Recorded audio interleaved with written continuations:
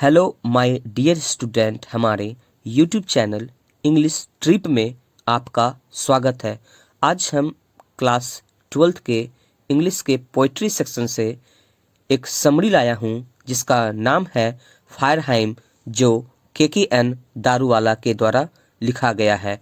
फायरहाइम, fire का मतलब जानते ही हैं कि आग होता है, और हाइम का मतलब एक सॉन्ग होता है जो गॉड को गाया गया है, गॉड के लिए गाया गया है।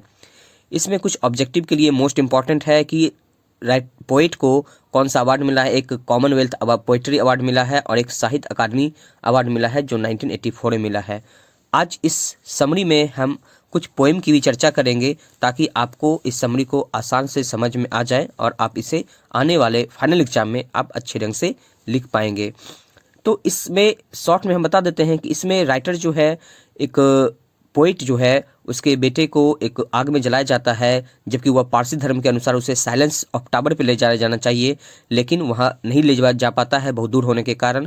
अब जानते हैं कि साइलेंस ऑफ टावर क्या है, कि उस पे है ना पारसी धर्म के अनुसार वहाँ पे डेड बॉडी को लिया जाता है और वहाँ पे वल्चर या फिर बहुत सारा काइट्स जो है उसे गिद्धों को खिलाया जाता है।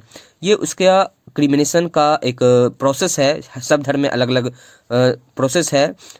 तो इसमें राइटर पोइट भी इस बात की चर्चा करते हैं। तो इस समरी को हम समझाते हैं, आप इसे समझिए। ये बहुत ही शॉर्ट और इजी लैंग्वेज में लिखा गया है ताकि आप इसे 102 बार पढ़कर एग्जाम में लिख पाए।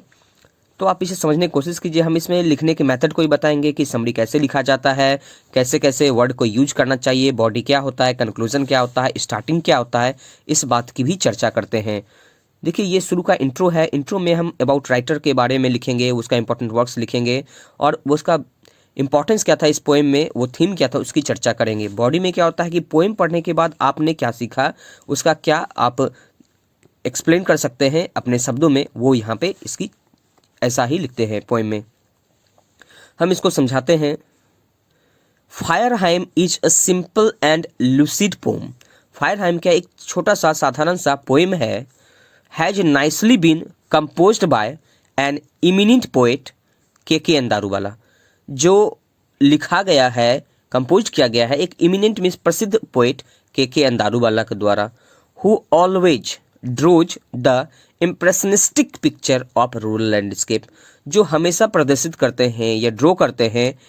कैसा पिक्चर करते हैं, तो एक प्रभाववादी चित्र को दिखाते हैं। किसके? रूरल लैंडस्केप, यानी कि ग्रामीण परिदृश्य के पिक्चर को यहाँ पे दिखाते हैं। मतलब वो जेन्युइन फीलिंग जो पोइट का होता है वो इस पोएम में यहाँ पे वो दिखाते हैं।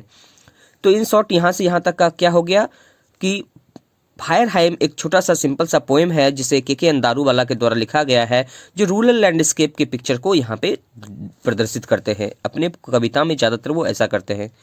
इन दिस पोएम, इस कविता में, ही डिस्क्राइब्स ए मॉर्नफुल बर्निंग घाट। इस कविता में एक मॉर्नफुल बर्निंग घाट, मॉर्नफुल यहाँ पे सैडनेस को दिखाएगा, एक रोते बिलखते हुए सीन को क्रिएट करता है घाट पे। उस बात को यहाँ पे पोइट ने दिखाया है, वर्णन किया है। इस कविता में वह वर्णन करते हैं एक मॉर्नफुल घाट को। इट लुक्स एज इफ, वह ऐसे दिखते, ऐसे दिखने का मतलब घाट कैसा दिखता है, as if red cruel light was leaping out. ऐसा लग रहा था उस घाट से, जलते हुए बॉडी से, आग से लग रहा था एक बहुत तेजी से आग निकल रहा हो।